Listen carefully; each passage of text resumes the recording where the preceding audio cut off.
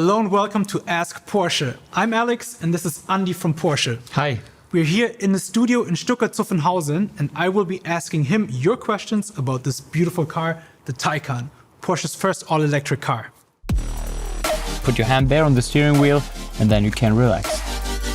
The Taycan is locally emission-free. This is how I get the skis in the car.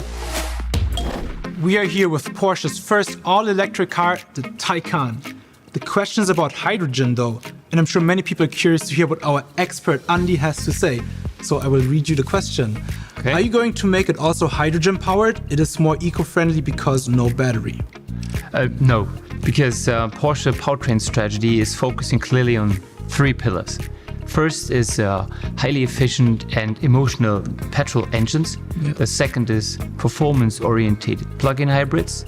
And the third is cars like that, pure electric cars.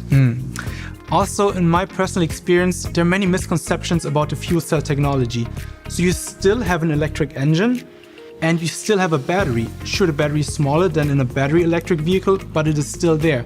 And then to this perfectly well-functioning setup, you add a tank for the hydrogen and a fuel cell. So it does get more complex. What might be the downsides of that? Yeah, you're correct. Actually, there are up to three of these H2 tanks, 800 bar. It's all about efficiency. If you drive 1 kilometer with an electric car or a fuel cell car, you need 3 times more energy to do that if you compare it to the whole chain, the whole well-to-wheel comparison. The main point is that we don't have hydrogen in nature, so we have to produce it. We have to get rid of the oxygen from water, and that takes a lot of energy. That's it for this video. Thank you for watching. Thank you for this important question. See you in the next one. The question for this video is, will it have autopilot? And before you answer, let me just clarify what autopilot is. So it doesn't mean that the car is driving autonomously. It means you have adaptive cruise control, the car stays in its lane and can do lane changes, but your hand needs to be on the steering wheel at all times. Now, what about the Taycan? We have the same functionality on board. We call it active lane keeping. You can activate it over there. And in combination with lane change assist, you can even do lane changes. Another one is adaptive cruise control that can be activated over there. That is doing automatic braking and accelerating. Usually when you're in a Porsche, you want to do the driving yourself, but maybe you're stuck in traffic or you are on a long road trip, then it's good to have this help from the car. How would you say the driving experience changes? The systems really do help you to relax. But of course, you as a driver are always responsible to check out the situation and watch the traffic carefully.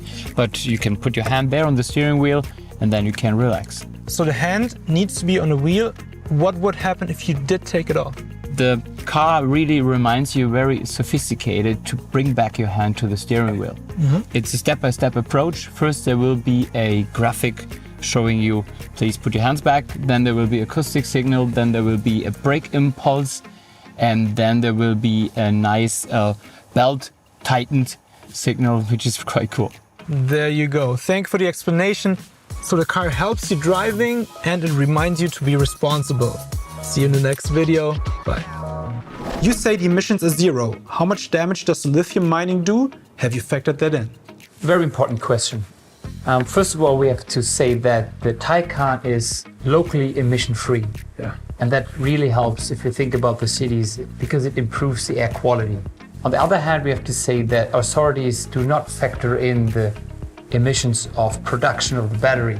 But it's a very important topic and renewable energies is really key to be really zero emission. And what I've learned is that Porsche uses renewable energies here in Zuffenhausen for the assembly of the Taycan. So zero emissions at the assembly line. What about the supply chain? Yeah, we have a check in Zuffenhausen and with our suppliers we are constantly working on reducing the CO2 impact. One example is that we are part of the Global Battery Initiative. Good to know that Porsche is working on a climate-friendly supply chain. Ben, thank you for this important question and we see you in the next video. Hey Andy, do you like skiing? Yes, of course I do. So do I, and so does Axel Lund-Svindal, two-time Olympic champion. There's a video of him where he drives his Taycan up the mountain to go skiing. Dietmar watched that video and commented, "Hey Axel, how did you get the skis in the car? By the way, great car." So Axel, can you do me the favor? Can you do the demonstration? Hi Alex, hello Andreas. Sure, nothing easier than that.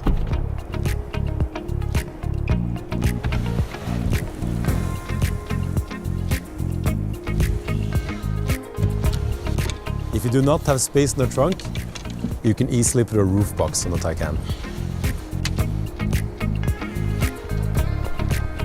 This is how I get the skis in the car. I hope that was helpful, and by the way, great question, Dietmar. Voila!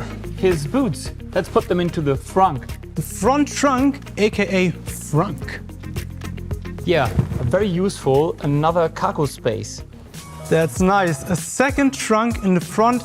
Dietmar, there you have it. Skis fit in the back and you have some additional space in the front. Guys, thank you for your interest. We hope you enjoyed this. Goodbye for now from Stuttgart-Zuffenhausen.